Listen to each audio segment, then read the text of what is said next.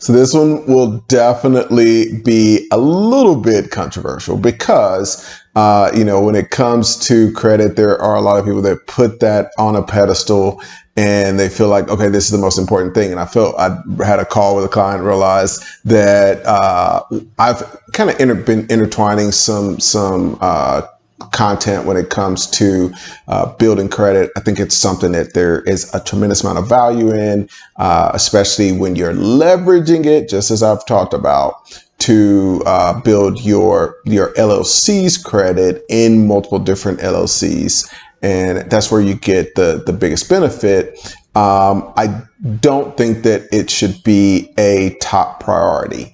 And, I want to talk about some of the reasons why. Number one is that when it comes to bad credit, I know a lot of multimillionaires that have bad credit.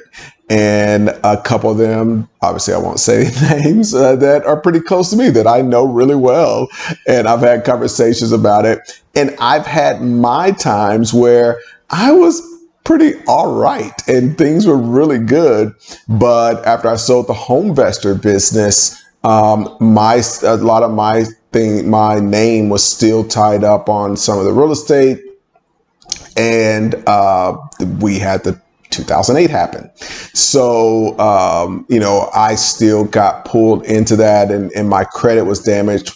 They couldn't really come after assets or anything like that. But so everything else was good, but my credit was horrible. And I even go all the way back to when I was first starting in business. I ended up using some credit cards to buy my first business. And if I was somebody who was obsessed with my credit, I at that point was just too ignorant. It wasn't that I was some financial savant at 19. I just knew I wanted to buy this business. It was making money.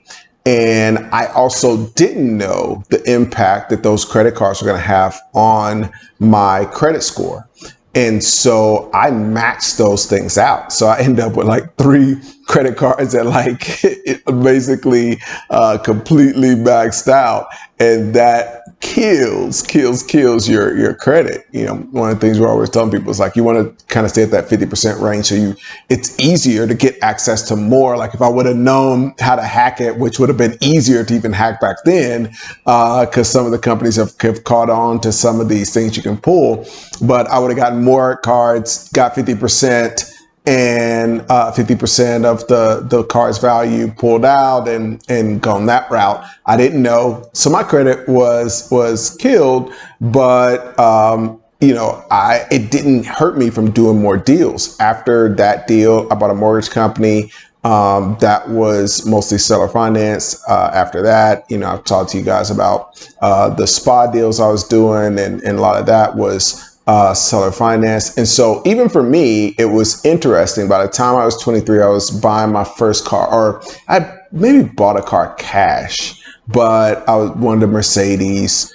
And so I was getting my, actually I bought an Audi because I had an Audi and that was cash. And so I just didn't have any credit, and my credit was bad because of what I'd done years before, maxing out those credit cards and not improving trying to improve my credit. Now, I could have done a lot of things to change that. So I go to the Mercedes dealership, wanted a brand new Mercedes, which was dumb. And they're just like, dude, you don't have any credit. And like, what's going on? Like, it's like, do you have debt that you're paying? I was like, yeah. And at that point, it's funny, I had like $600,000 in debt, but it was all in business. It was seller financed notes. And so the cool thing, and why I'm always talking to you guys about thinking like a financier, is that when it comes to these micro private equity deals, when it comes to doing things in small business, in this world, there's a lot of credit that's given because businesses are used to giving credit. So, given my experience, and given my experience with, like I said, multimillionaires that I know that have bad credit, I know fund managers that manage multiple funds that have bad credit.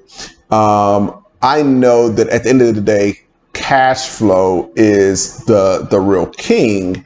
And so I wanted to make this video. I was talking to a client, they're putting a lot of time into credit, which isn't a bad thing, but it should not replace going out and doing deals, getting access to whether it's paper cash flow assets, physical cash flow assets. That's the real goal of what we're doing here, because without that, it just doesn't matter.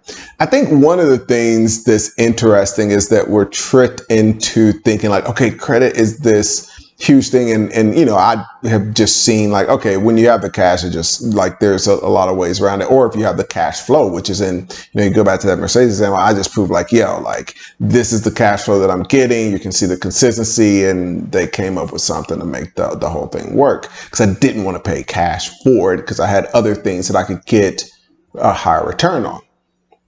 So, but the thing, even in that case, it's important to understand that credit, a lot of people focus on it, but to put too much obsession, too much work, effort, preoccupation into it, you're putting that into something that can only get you one thing, and it's a bill. You know what I mean? So hopefully it's a bill that is buying a cash flowing asset, but the cash flowing asset is a different skill set. You've got to know how to go out and do the deal and leverage what we talk about with being a financier to generate the cash flow. So you've got to already do that. All the credit part can do is get you the bill. And so those two things are really separate. I think sometimes people connect them. So all credit can do for you is literally just get you a bill. And 99.9% of the people that use the credit, they're just going to end up with a bill. And there's some of the people in there that thought they were going to use it for a cash flowing asset. They didn't end up with a cash flowing asset and just ended up with a bill. So you've got to have this other part, and that's just more important. The cash flow, like you can figure out the credit thing. And so it's great to have, it's valuable. There's a lot of upside. I'm not going to tell you not to do it, but I get concerned when I jump on the phone with a client and it's like, yeah, I'm doing this and that and that. And it's like, and then on this side, on the financial stuff, I'm doing, you know, these couple things. It's like, well, no, that needs to 100% be shift. And so a tremendous amount of value there. I think it's funny because I think back as I started to improve my credit and just learn some of the things and access some cool. It's so funny. So I wasn't interested in improving my credit until I started traveling, and some of my buddies were doing some cool things with travel points. And I was like, well, dang, like I hadn't had a credit card in, 10 years or something. And so I got interested in that point and learned all the, a lot of tricks and all that stuff. So that part was really cool. But I remember talking to a friend and it was like, yo, like you can do this and that. And, he's got money. So he's just like, I don't care, man. I'll just pay cash. I'll just pay for my trips. I don't want points. Like that's like, I got to do the work to figure out the credit. Then I got to do the work to figure out the point stuff. Like that's a whole bunch of work. I could use that work to just go and buy another paper asset and generate cash flow. And I was like, yeah, you're right. Like it's fun. For me, it's an enjoyable part of travel is getting free stuff and use the cards and all of that. But I 100% understood. It's like, yeah, you could I could put that same amount of effort into just going and let me go out and do another deal. So the key here is you want to understand what you're working on, become obsessed with cash flowing assets, not obsessed with what your FICO score is, because all the FICO score is going to get you is a bill, and it's up to you to be able to go out and get cash flow. The last thing I'll say here is that there's just so many places to get cash when you're in this world and you're playing the game that we're playing with the folks on this channel. You're not dependent on the credit and the normal universe of banks and all of that. You know, there's just so many different opportunities. I just did the video on a deal that we're leveraging Stripe on, and like that deal literally was approved, did not require anybody's credit. They didn't bring up credit scores, and that allowed us to buy a cash flowing asset. But you know, even when you get to using credit to get the cash outside of seller finance, there's just so many other different ways there. You know, I was on a call today.